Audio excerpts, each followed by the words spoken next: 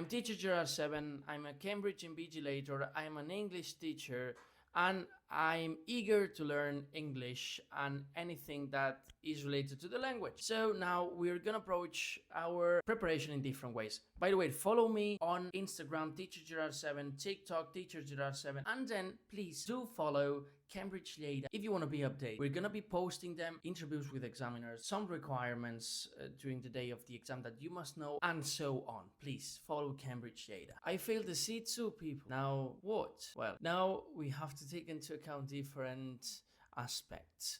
The first aspect is that I did not fail the entire exam, which makes me truly happy, basically because I failed reading and use of English only. Reading I had a super low mark and use of English not that low. Then I managed to pass writing, the speaking and listening. Passing the writing for me was something that it had been a nightmare for a long time.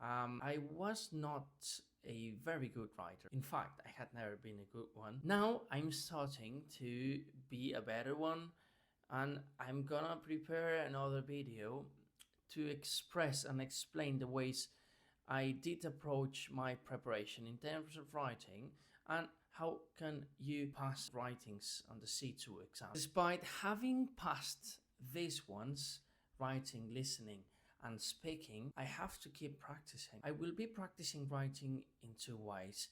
First one, exam practice, and the second one, I've started like a blog which I every 2 days post some paragraphs there in which I apply different complex structures like inversions, cleft sentences, mixed conditionals. That's gonna help me a lot to keep up and to keep sharp with the writing. It's something I don't want to lose, and I would love to have a great A mark the day of the exam. Let's see if it's possible. I've also started a journal.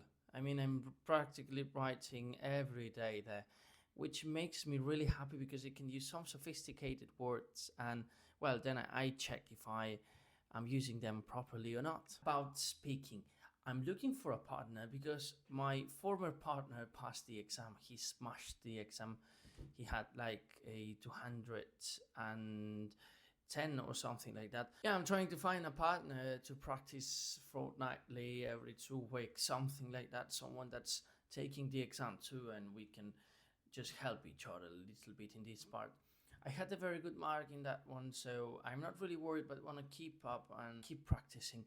Then apart from this, I will be going to speaking classes, preparation classes for the C2, the ones I was taking just before to, and well, we're gonna be practicing their exam practice. Then about the listening, I will be practicing listening in two ways: direct learning, indirect learning.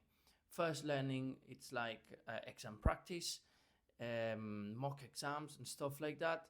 And the other one I will keep with my podcasts, Netflix, films, series, everything that is linked to active listening. Now let's go to the toughest part. How are we gonna approach reading and use of English? Both of them are really tricky to pass. For me, the most difficult ones to pass. Now let's see how are we gonna approach them. Reading, I'm gonna do a reading part per week. I mean a full reading part 5, 6 and 7. I'm gonna do that all the week. But the fact is that I am passing them. I am passing them, and I was passing them before the exam. Something weird happened there. I don't know, maybe it messed up with something, but that's weird. Then I've just started a book that's called Death on the Nile, which is very famous, and it's C2 level, okay? C2 level mostly, and it is really appealing to my favorite genre, that's mystery, all these kind of murders, and I really love them. So I will keep with the book, keep practicing, keep improving.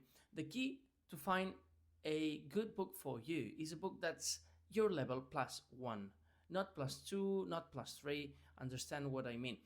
Basically, you have to keep your reading in a continuous way. I don't want you to stop every now and then and look for words, definition. No, I want you to keep your reading smoothly. And then I will be reading all kind of stuff of pieces of writing, not only articles, scientific research, reviews, and a little bit of everything.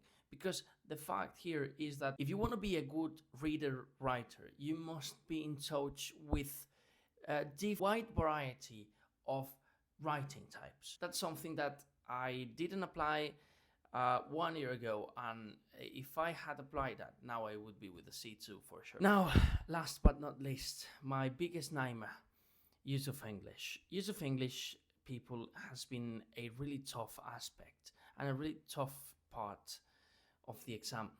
It makes me feel like I'm a bit useless sometimes because it's super tricky and it requires lots of attention. I'm gonna keep practicing exams use of English per week. I'm gonna try to study them smarter in a way that I'm gonna prepare another mistake list and keep up and keep studying them, keep practicing, and keep recording my own mistakes. And basically that is what I'm gonna do to pass my C2 exam.